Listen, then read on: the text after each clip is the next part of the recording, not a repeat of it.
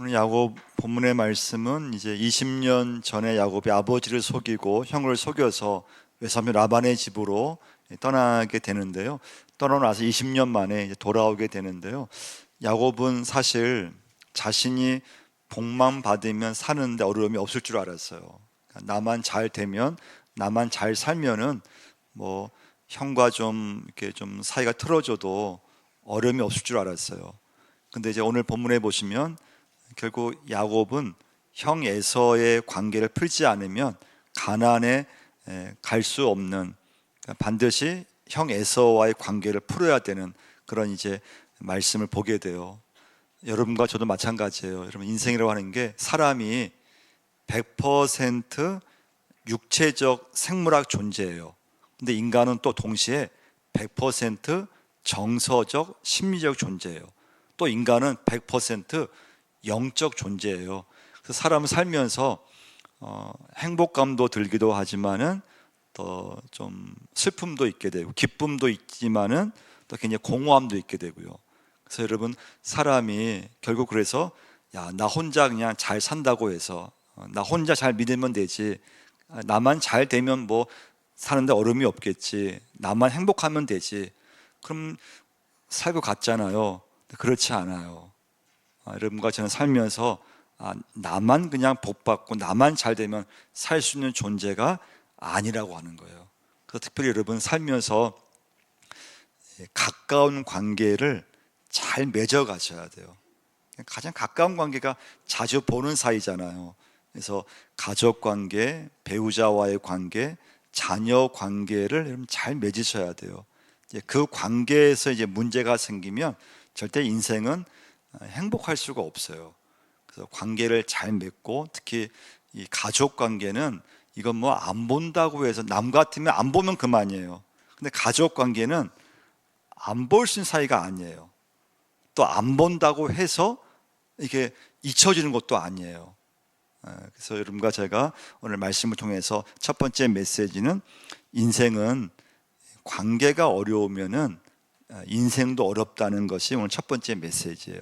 근데 관계가 좋으면 인생도 좀 편해져요. 근데 관계가 이렇게 좀 어려움이 생기면 내 인생도 이렇게 어려움이 생겨요. 그 야곱의 이제 모습에서 이제 보게 돼요. 자, 야곱은 근데 이제 형과의 관계에서 좀 틀어졌잖아요.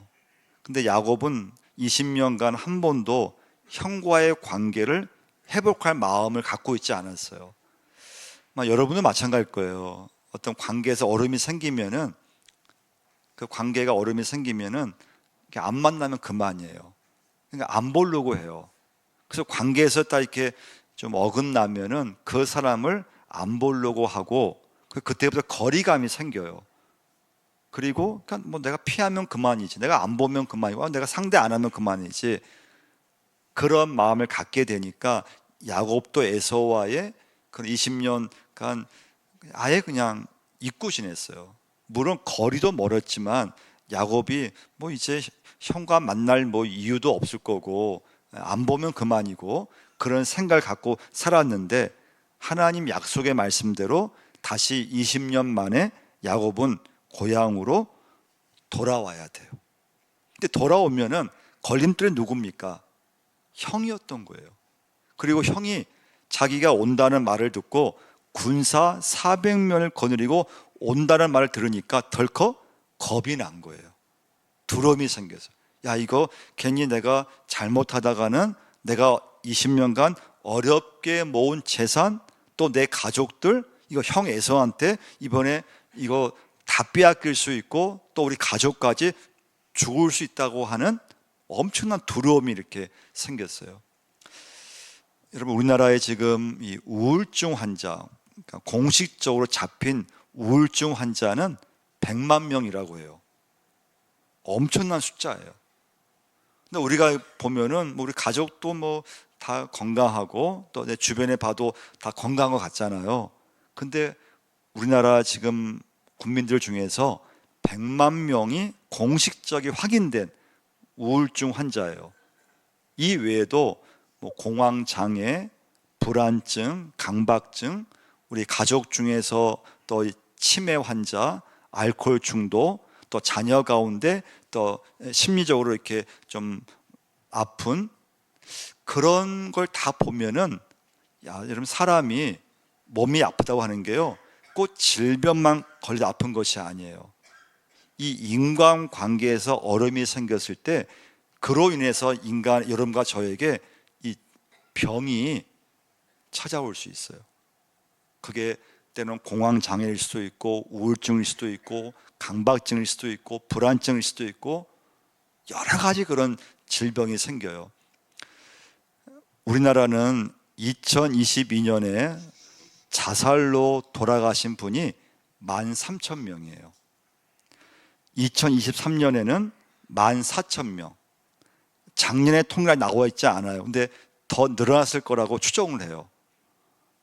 근데 여러분 자살로 돌아가신 분이 13,000명이고요 실제는 사망자는 자살 시도를 했는데 사망자는 10%밖에 안 된대요.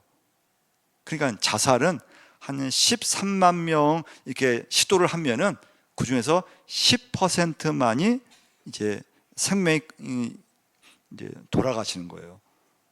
굉장히 많은 거죠. 매년 10만 명이 넘는 사람들이 자살을 시도하고 그 자살 시도를 했지만은 10%만이 이제 돌아가시는 거니까요.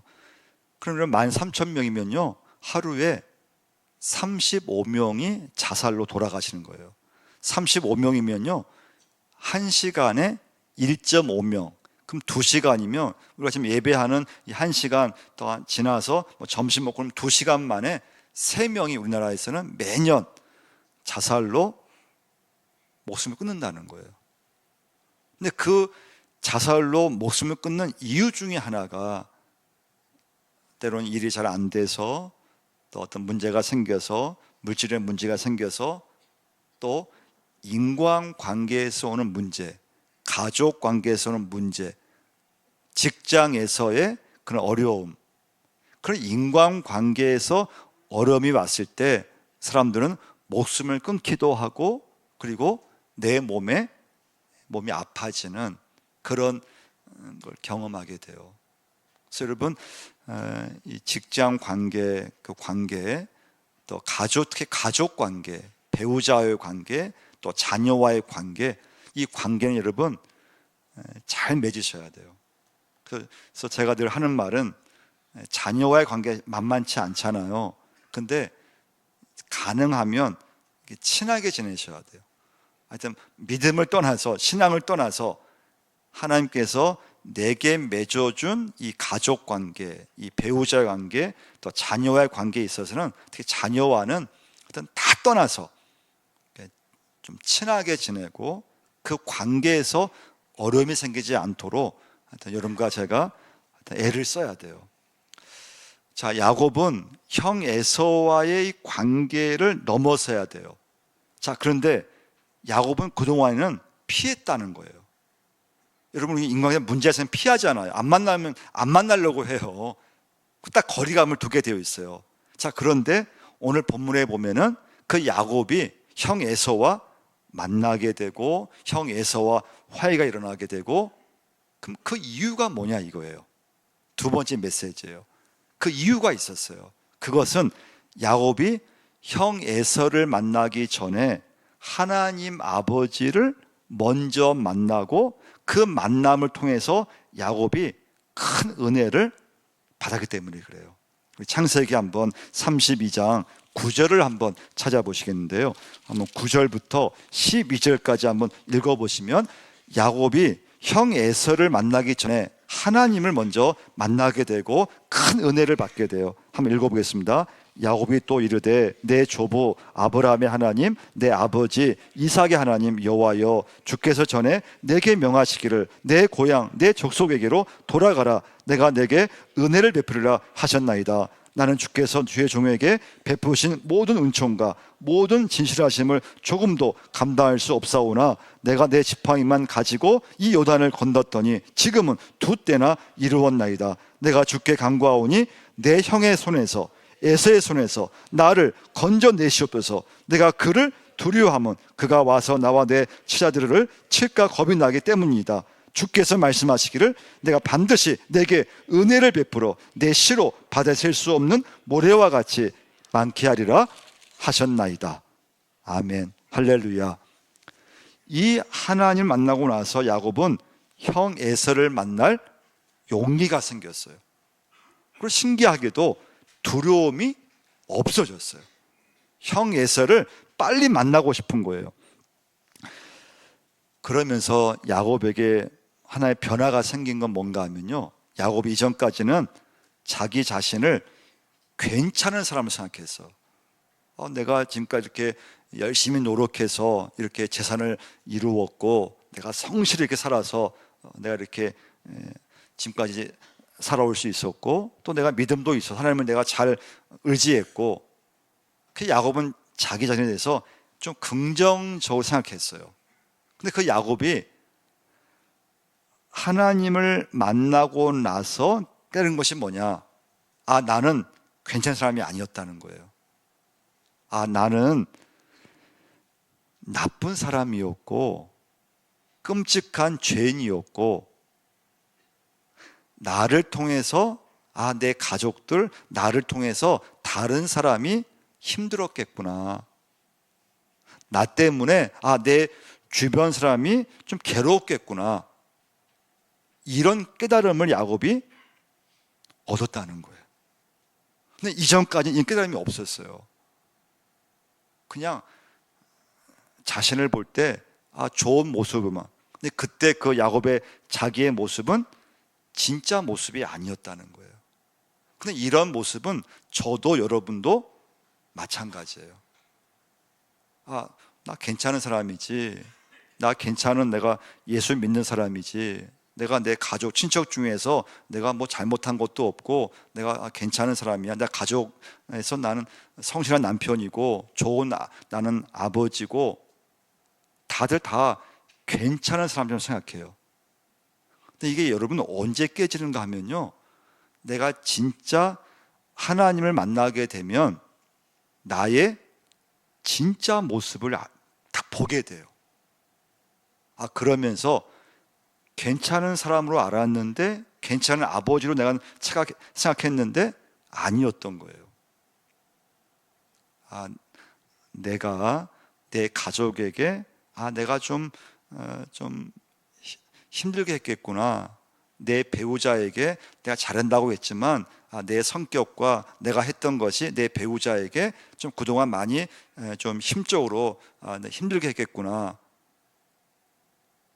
내가 내 교회에서 난 잘한다고 했는데 내가 교인들에게 내 존재가 좀 괴롭게 했겠구나. 이런 느낌이 들면은 그건 정말 성숙한 사람이에요. 철이 든 사람이에요. 근데 그것이 여러분과 제가 하나님을 만나고 나서 은혜를 받았을 때 나의 진짜 모습이 보인다는 거예요. 그때부터 우리가 관계는 달라지기 시작해요. 그게 야곱의 받은 은혜였던 거예요. 그 전까지는 그런 생각이 1도 없었어요. 그런데 내가 정말 나쁜 사기꾼이었고, 내가 아버지를 속였고 형을 속였고, 형 에서가 나 때문에 얼마나 힘들었을까. 형이 나로 인해서 얼마나 괴로웠을까. 그런 깨달음이 갑자기 야곱이 들었다는 거예요. 여러분, 화해라고 하는 건요 진짜 쉬운 게 아니에요. 화해가 왜 어려운가 하면요, 나만 화해한다 되는 게 아니잖아요. 상대방도 화해를 해줘야 돼요. 그럼 부부끼리 막 싸우다가 나는 화해하고 싶어요. 근데 배우자가 함께 화해할 마음이 있어야지만 부부가 화해가 되잖아요. 나는 화해하고 싶은데 근데 아직 상대방은 아직 안 풀어져 있어요. 그럼 화해가 안 되잖아요. 그래서 화해가 어려운 거예요. 화해는 상대방이 같이 화해할 마음이 있어야 돼요. 자, 야곱이 화해할 마음이 생겼어. 하나님께서 야곱 마음을 어루만져 주셨어요. 자, 그럼 문제는 뭐예요? 나는 화해하고 싶어요. 근데 에서가 또 그런 마음을 가져야 돼요. 에서도 동생의 마음을 또 이렇게 받아줘야 되고 화해할 마음이 있어야 돼요. 하나님께서 야곱 마음을 딱 이렇게 어루만져 주시고, 동시에 형 에서의 마음도 하나님께서 어루만져 주셨어요. 그래서 화해가 이루어진 거예요. 여러분, 은혜를 받으면 여러분, 사람은 딱 얼굴만 보면은, 눈만 보면은 그 사람의 진심을 알 수 있다고 해요.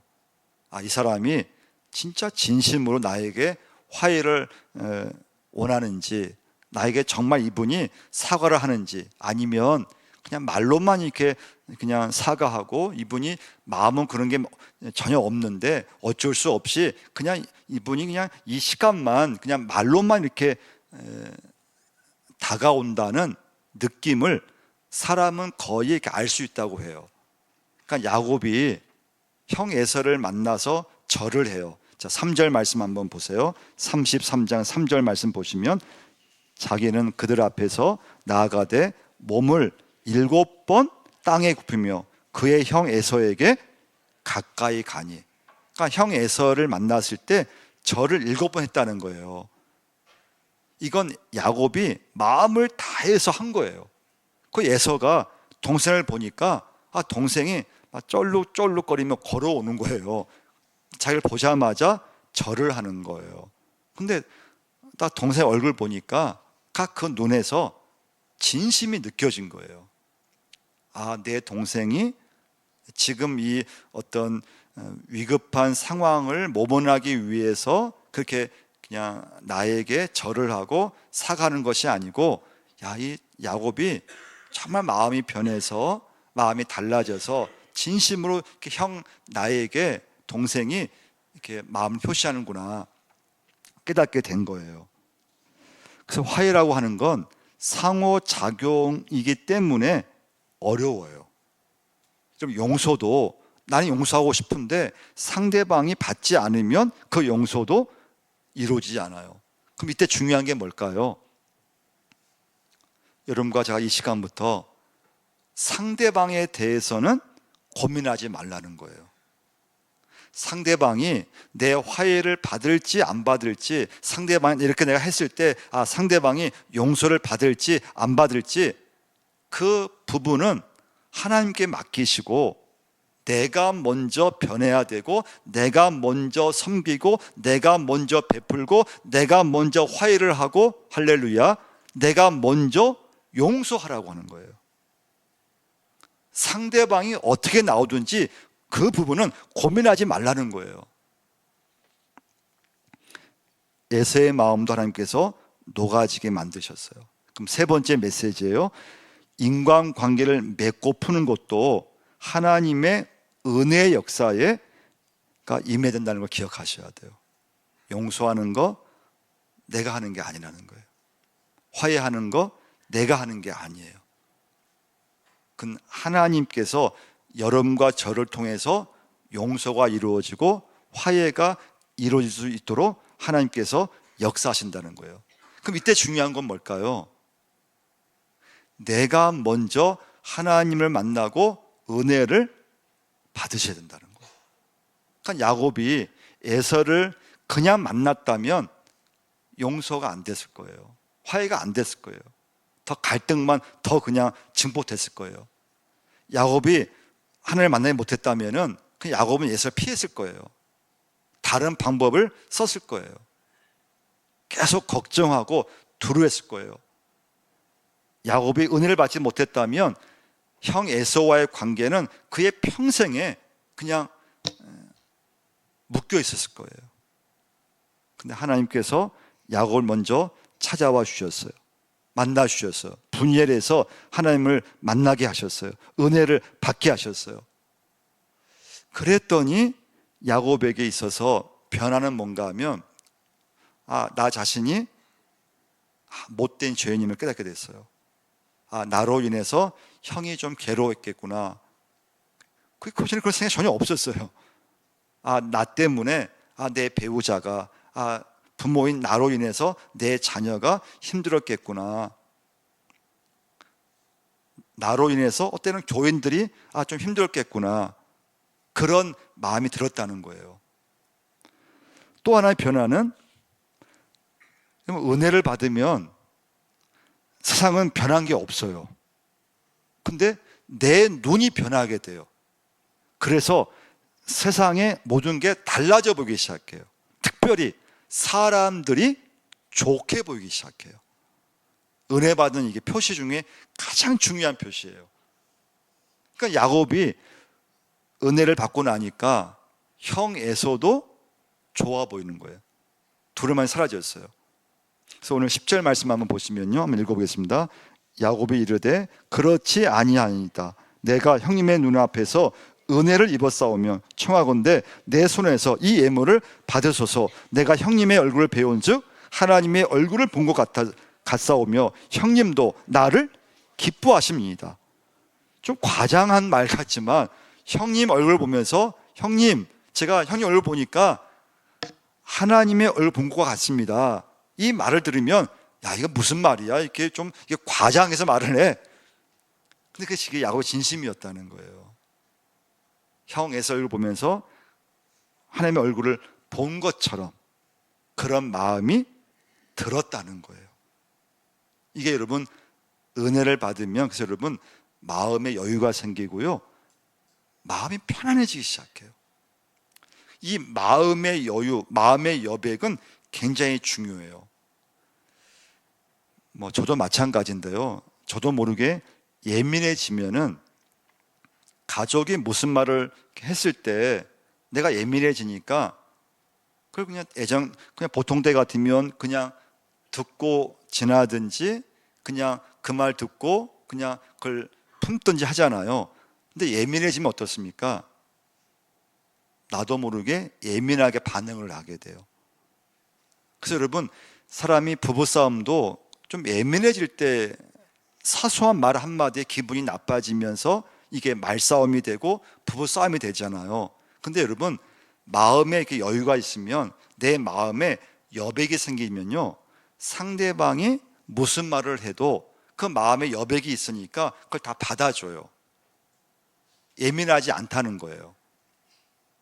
교회에서 교인이 누가 무슨 말, 내가 예민해지지 않고 마음에 여유가 생기면 누가 무슨 말을 해도, 내게 상처될 만한 말을 해도 내 마음에 여유가 있으면은 그 상처가 안 돼요. 그냥 다 그럴 수 있지, 그런 말 할 수 있지, 이해를 해버려요. 지나가게 돼요. 그래서 여러분과 제가 살아가면서 은혜를 받도록 애를 쓰셔야 돼요. 여러분, 좀 사람이 자꾸 보기 싫고 나에게 자꾸 상처를 준다는 생각이 들잖아요. 그럼 그때일수록 내가 지금 은혜가 부족하구나. 자꾸 사람들이 내 어떤 판단이 들기 시작하고 자꾸 부정적으로 보이고 내 마음에 안 들 때가 있잖아요. 그때 여러분, 자꾸 사람을 판단하면 안 돼요. 내가 지금 하나님 은혜가 떨어졌습니다. 은혜가 부족합니다. 여러분, 은혜가 부족하면, 여러분, 사람은 말씀했잖아요, 100% 육체적 존재이면서 인간은 그와 동시에 100% 심리적 존재예요. 100% 영적 존재이기 때문에 여러분과 제가 은혜가 약해지거나 은혜가 받지 못하면 나도 모르게 예민해져요. 예민해지면은 이 관계에서 자꾸 문제가 생겨요. 사람이 예민해지면은 다른 사람이 좀 내 눈에 안 좋게 보여요. 그 행동이 안 좋게 보여요. 근데 은혜를 받으면 모든 사람들이 다 좋아지게 보여요. 그러니까 가족도 내 자녀도 내 눈에 좋게 보여야 되는데 그 방법은 은혜 받는 방법밖에 없다는 거예요. 그 은혜를 받으셔야 돼요. 이게 가족 관계든 우리 인생에서 은혜를 받는 거 방법밖에 없어요. 마지막 메시지인데요, 4절은 정말 아주 아름다운 장면이죠. 화해하는 장면인데 4절 한번 읽어보겠습니다. 에서가 달려와서 그를 맞이하여 안고 목을 어금 맞추어 그와 입 맞추고 서로 우니라. 에서와 야곱이 20년 만에 형제가 화해하는 명장면 중에 하나예요. 두 사람이 이렇게 안았다 그랬잖아요. 그러면 사람이 안으려면 어떻게 됩니까? 팔을 이렇게 벌려야 돼요. 나만 팔을 벌면 안 돼요.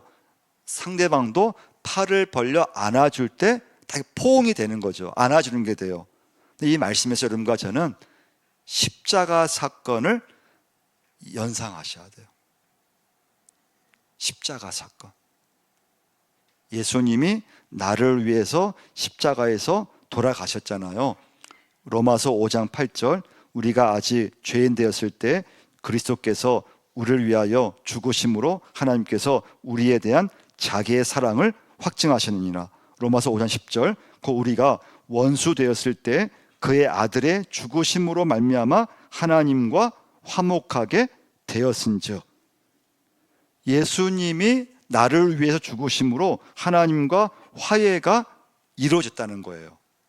그게 십자가예요. 그 십자가는 여러분과 제가, 그러니까 예수를 믿을 때 하나님께서 나를 두 팔 벌려서 딱 안아주신 곳이 십자가인 줄 믿습니다. 또한 나도 주의 은혜로 예수를 믿게 되어서 나도 두 팔을 딱 벌려서 하나님 아버지를 딱 이렇게 안아주는 그 사건이 믿음의 사건이고 십자가 사건인 줄 믿습니다. 오늘 에서와 야곱이 두 팔을 벌려 서로 안아주고 포옹하고 서로 이렇게 화해가 일어나는 것처럼, 여러분과 저도 죄인이었고 많은 허물이 있었지만 하나님께서 나를 받아주셨을 때 하나님이 두 팔 벌려서 나를 딱 안아주시고, 나도 십자가의 보혈로 하나님을 두 팔 벌려 안아주는 그 사건이 십자가 사건이고 믿음의 사건이 되는 걸 보게 돼요. 오늘 결론, 여러분과 제가 하나님을 만나야 된다는 거예요. 여러분과 저는 은혜를 받아야 돼요. 그러면 가정이 살게 되어 있어요. 그러면 내 관점이 달라져요. 근데 은혜를 받지 못하면 진짜 나의 모습을 볼 수 없다는 거예요. 진짜 나의 모습은 진짜 못난 죄인이고 나쁜 그런 사람이고 그런 길이 내게 있는데, 근데 자꾸 나를 좋게 본다는 거예요. 나를 괜찮은 자꾸 사람으로 본다는 거예요. 나를 좋은 분으로 본다는 거예요. 근데 예수를 만나고 우리가 말씀 앞에 서면은 내 모습이 그런 모습만 있는 게 아니라는 걸 알게 돼요. 아, 나로 인해서 내 주변 사람이 힘들었겠구나. 아, 내 성격 때문에 직장에서 다른 사람들이 나 때문에 좀 힘들었겠구나. 그때 하나님의 역사가, 은혜가 여러분과 저에게 나타남을 꼭 믿으시기를 바랍니다.